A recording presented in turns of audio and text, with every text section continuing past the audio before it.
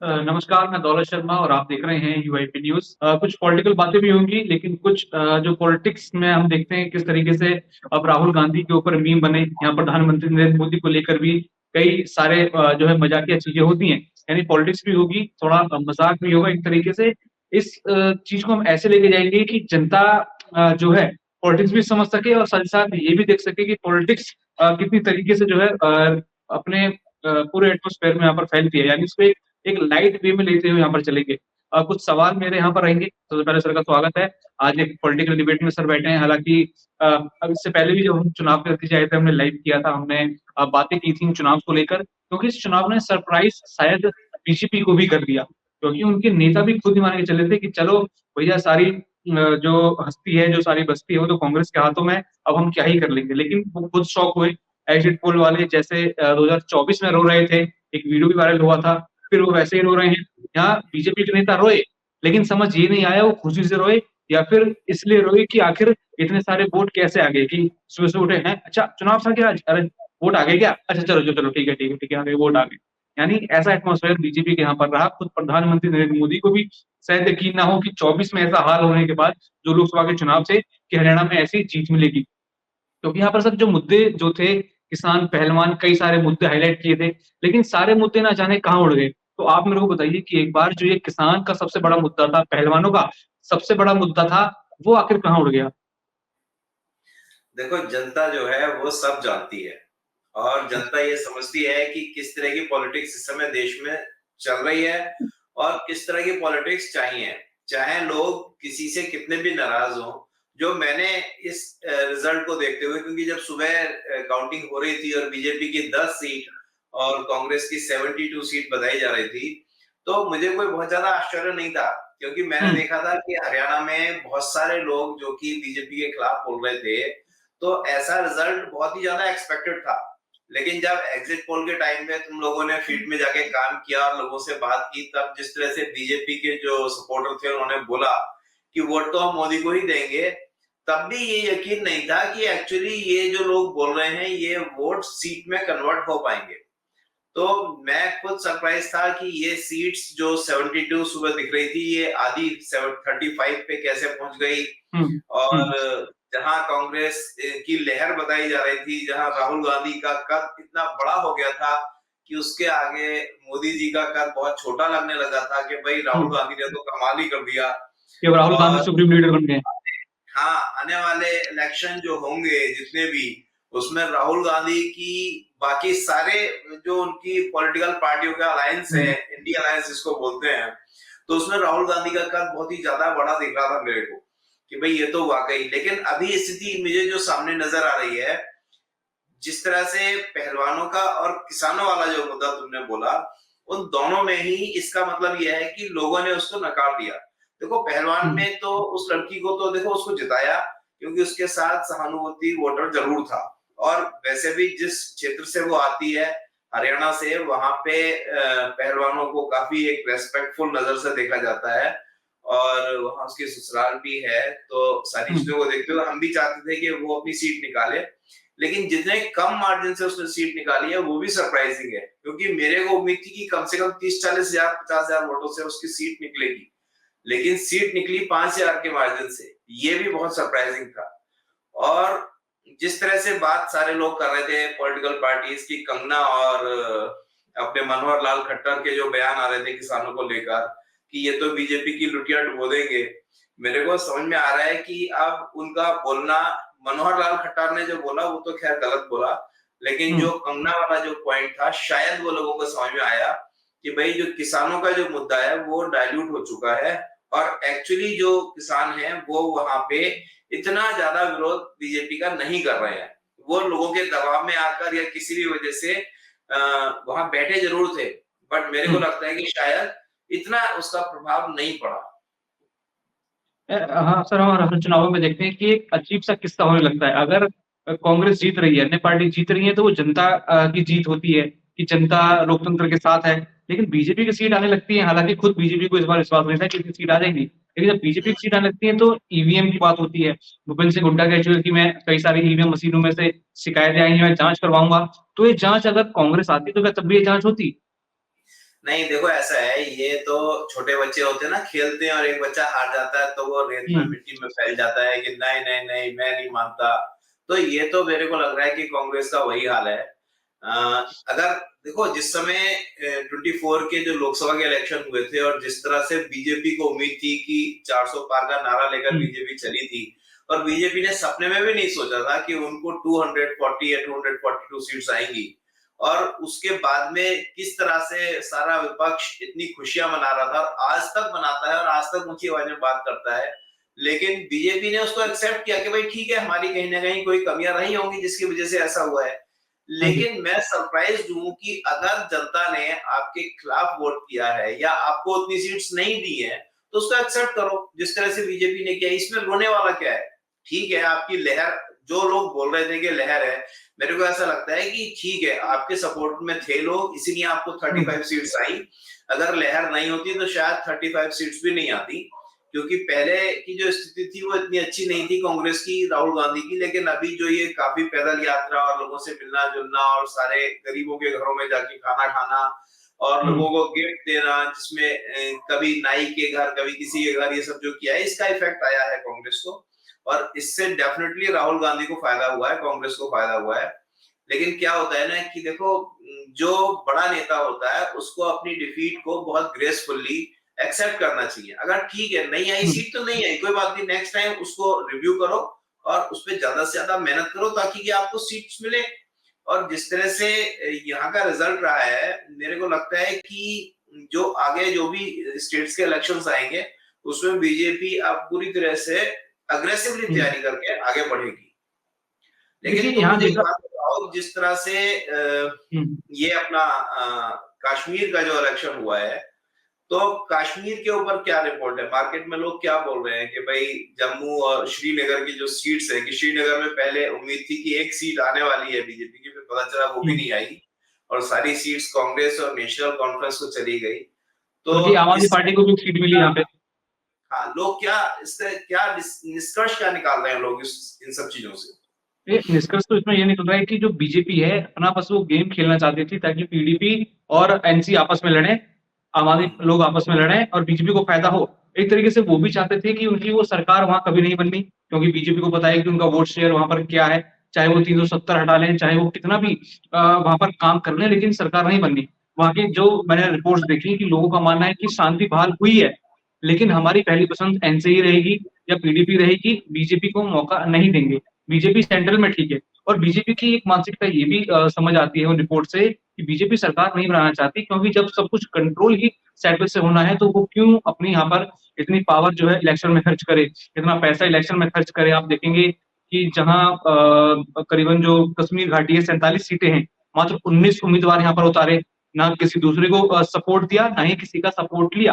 तो बीजेपी के माइंड में बिल्कुल भी नहीं है कि वो कश्मीर में सरकार बनाए, और सब कंट्रोल तो दिल्ली से ही होना है, तो क्यों इतनी मेहनत, इतना लश्कर लेकर कश्मीर तक जाना, ये सब करना। उनके प्रदेश अध्यक्ष जो रहना है वो तो खुद अपनी सीट यहाँ पर हार गई। यानी बीजेपी यहाँ पर राज कर रही है, अल्टीमेटली वो सेंट्रल से राज कर रही है, तो उनको शायद यहाँ पर सरकार बनाने की वो इतना तो इतनी मोहताज है, ना ही वो चाह रही है कि सरकार बने, क्योंकि दिल्ली से सब कंट्रोल होगा। ऐसा ही खेल यहाँ पर चलता हुआ नजर आ रहा है। तो इसका मतलब ये हो गया कि उनको पता था कि जहां मुस्लिम वोटर्स हैं वहां से बीजेपी को कोई सीट निकलने वाली नहीं है। बिल्कुल। आप हरियाणा में देखिए, जो नूह और नूह ताबू सोना की जो सीटें हैं उसमें करीबन 6 सीट हैं, एक सीट बस बीजेपी के हाथ आई है, बाकी जो 5 मुस्लिम पॉपुलेटेड इलाके थे सब या तो कांग्रेस है या इंडिपेंडेंट है। नहीं तो ठीक है, अच्छी बात है। इससे एक चीज तो क्लैरिटी मिल रही है ना बीजेपी को स्लोली, कि भाई जिस तरह से आप सबका साथ सबका विकास हम्म। बोल रहे हो, सामने वाले लोगों को नहीं चाहिए आपका साथ, वो लोग नहीं चाहते कि आप बिल्कुल, उनके साथ मतलब खड़े हो, उनको इसमें आपका ये भी जो क्लियर हो गया कि बीजेपी भी आगे के लिए भी धोखे में ना रहे। हाँ, ये बात बिल्कुल क्लियर है कि आगे के लिए बीजेपी को ये बात बिल्कुल हम्म। समझनी पड़ेगी। आप हम्म। बोलते कुछ भी रहो, लेकिन काम करते समय आपको ये ध्यान रखना पड़ेगा कि आप हिंदुओं की पार्टी हो तो उसी तरह से आप काम हम्म। करो, क्योंकि कोई मुस्लिम वोट इनको नहीं मिल रहा है। हालांकि देखो कुछ मुसलमान लोग हैं बीजेपी में, वो ठीक हम्म। है, लेकिन देखो ऐसे तो बहुत सारे इंडिया के अंदर भी बहुत सारे मुसलमान हैं जो पहले 10 करोड़ थे, मेरे हिसाब से आज 35-40 करोड़ हो गए होंगे। तो मुझे भी ऐसा लग रहा है कि शायद अगर बीजेपी को मुस्लिम वोट्स नहीं मिल रहे हैं तो उनको उसको इतना ज्यादा इंपॉर्टेंस भी नहीं देनी चाहिए, क्योंकि पहले भी जो गवर्नमेंट बनी है वो हिंदुओं के वोट से ही बनी है। और अगर ये हिंदुओं के वोट्स को जो दूसरे पॉलिटिकल पार्टीज जिस तरह से अलग-अलग कास्ट में डिवाइड करने की कोशिश कर रहे हैं, उसके ऊपर कंसंट्रेट करें और लोगों को भी समझना पड़ेगा कि भाई आप हिंदुओं में जो ये बीच-बीच में जो छोटी और बड़ी कास्ट के बीच में डिफरेंसेस पैदा किए जा रहे हैं, इसको लोग सीरियसली लें और अपने देश के बारे में सोचें ना, क्योंकि जो ये पार्टियां हैं, चाहे वो कांग्रेस हो, चाहे वो ममता हो या लालू हो या अखिलेश यादव हो। अब अखिलेश यादव का एग्जाम्पल देखो, वो तो मुलायम सिंह तो वैसे भी मुल्ला मुलायम कहलाए जाते थे।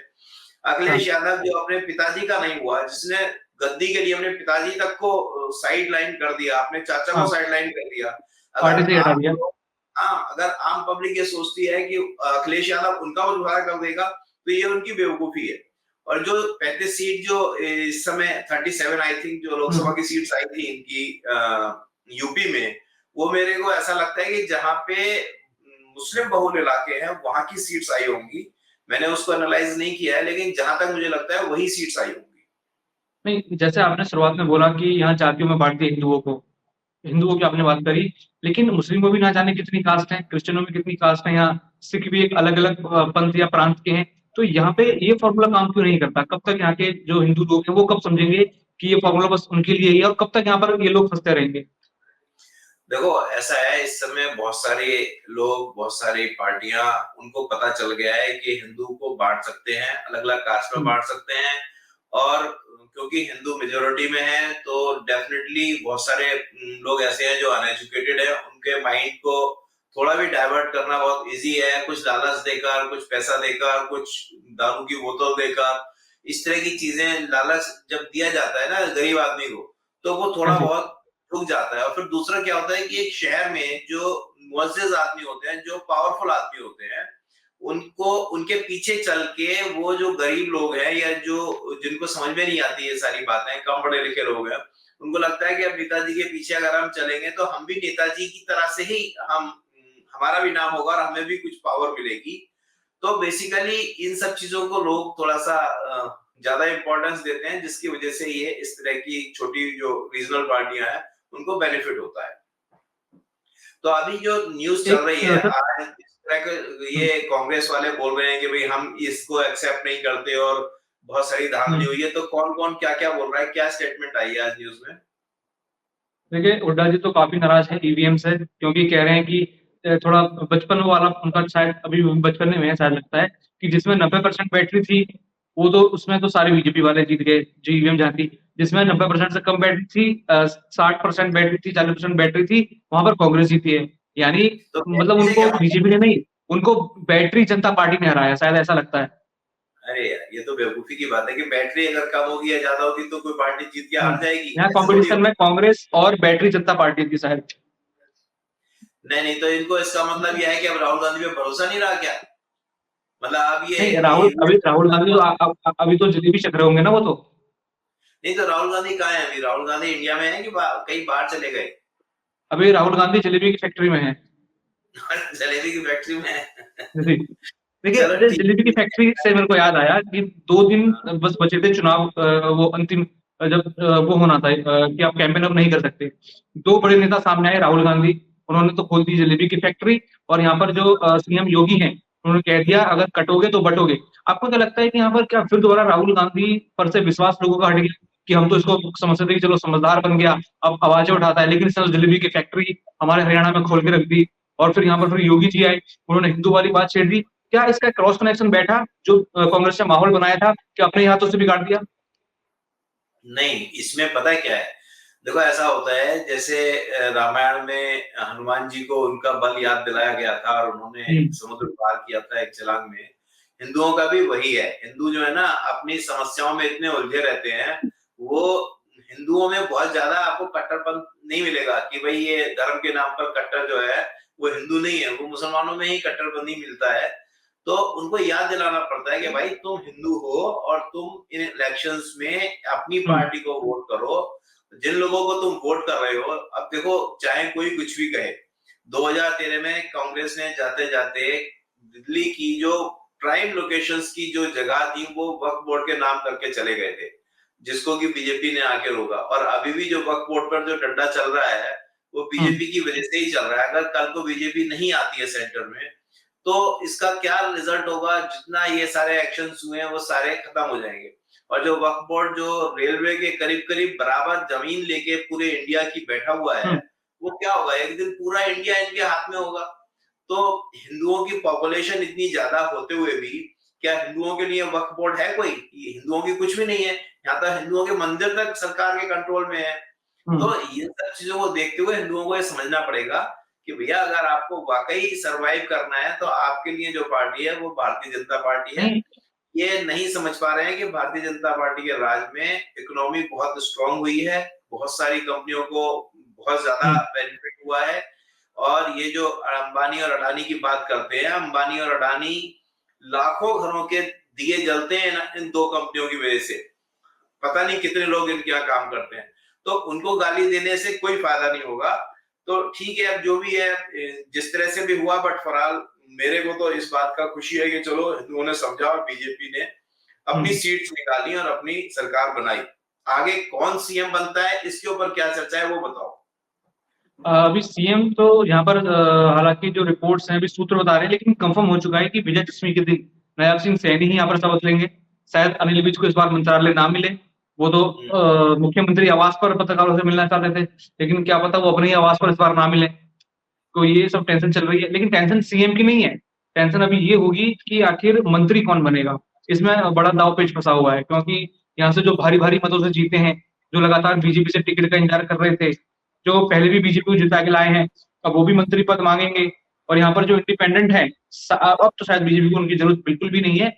लेकिन कहीं ना कहीं ये दबाव रहेगा कि जो पहले लोग साथ में थे, क्या उनको वो साथ लेके चलेंगे कि नहीं। और अगर मंत्रालय में बड़ा बदलाव होगा तो खट्टर के लोग उठ जाएंगे, फिर खट्टर जी उठ गए तो यहाँ पर हो सकते हैं कि 4-5 इस्तीफे भी आ जाए, या फिर क्या पता इंडिपेंडेंस की शरण बीजेपी को लेनी पड़ जाए।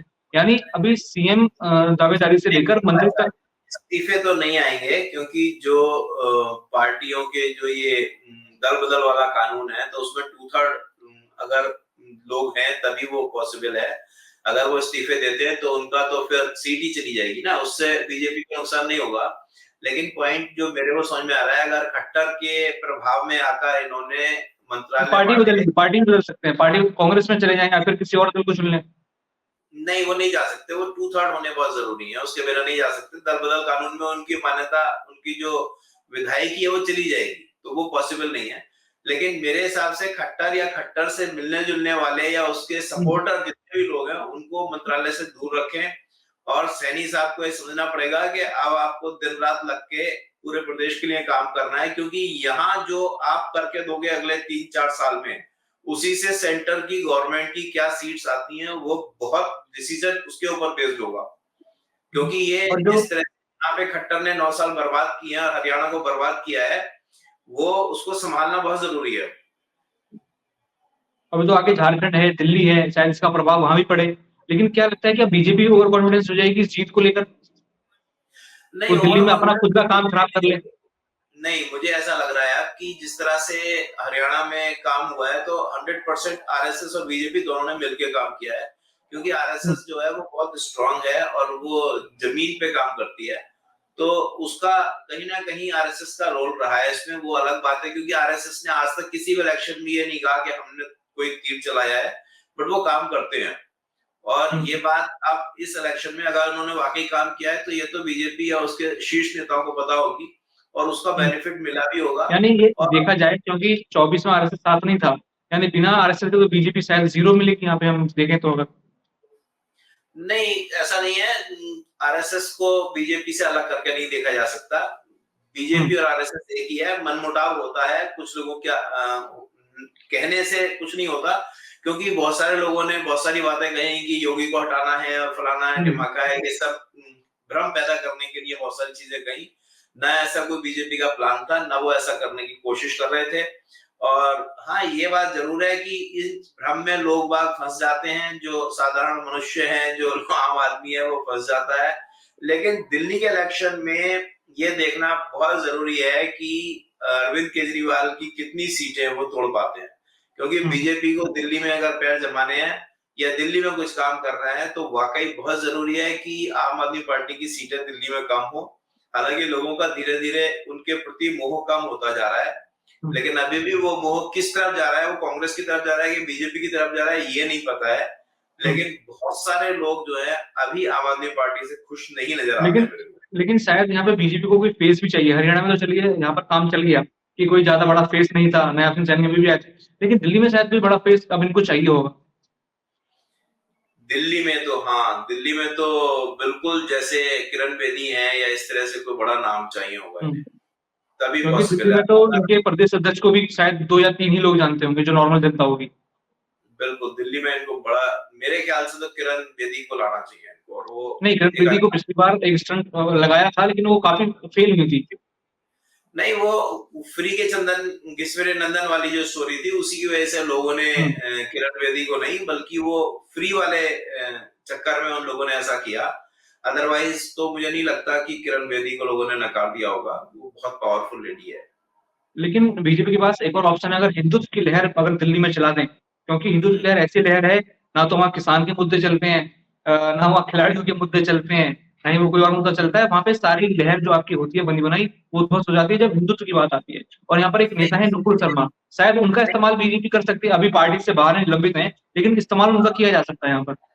नहीं, बट मुझे जो ऐसा लग रहा है कि जिस तरह से अरविंद केजरीवाल ने वो पानी फ्री और ये सब फ्री करने की जो स्टोरी की है, वो उन सारी सुविधाओं को चालू रखते हुए बीजेपी को कुछ इस तरह से करना पड़ेगा कि भाई आपके यहाँ के जो कॉमन मुद्दे हैं, जैसे रोहिणी इतना बड़ा एरिया है और वहां पे पानी की बहुत बड़ी समस्या है, तो उस पे काम किया जा सकता है। और भी जो सड़कों वाला मुद्दा है, जो पानी का जो सारा सिस्टम, सीवर सिस्टम इनका कोलैप्स हो जाता है, सफाई नहीं होती है नालों की, इन सब चीजों को लेके। बट मेरे को समझ में नहीं आता कि अब दिल्ली में क्या ही कोई मुद्दा चलेगा, क्योंकि दिल्ली वालों को तो आदत पड़ गई है अब फ्री का खाने की। तो बहुत ज्यादा मैं तो होपफुल नहीं हूँ दिल्ली की तरफ से। नहीं, लेकिन जो फ्री की चीज तो मिल रही है, लेकिन जो रोड पे गड्ढे मिल रहे हैं, जो एमसीडी सफाई नहीं कर रही, और भी चीजें हैं। क्योंकि जैसे वो जेल में गए, एक टेंट तो बहुत बड़ा पड़ा है उनका जेल में जाने से। अब जो लोग उनको देवता मान रहे थे, कहीं ना कहीं वो कह रहे हैं कि अगर सीएम ही शराब बेचता फिरेगा तो काम कौन करेगा। नहीं नहीं, ऐसा कुछ नहीं है। वो भैया उसके जो सपोर्टर हैं वो कट्टर समर्थक हैं, और वो उसको कोई चोर वोर नहीं मान रहे। उनके हिसाब से तो बीजेपी ने उसको परेशान किया है, तो वो मेरे सुपर हीरो ख्याल बन चुके हैं, सुपर हीरो बन रहे हैं। उसको तो लोग देवताओं की तरफ पूछते हैं, तो इसलिए उसके बारे में कुछ भी कहना बहुत मुश्किल है।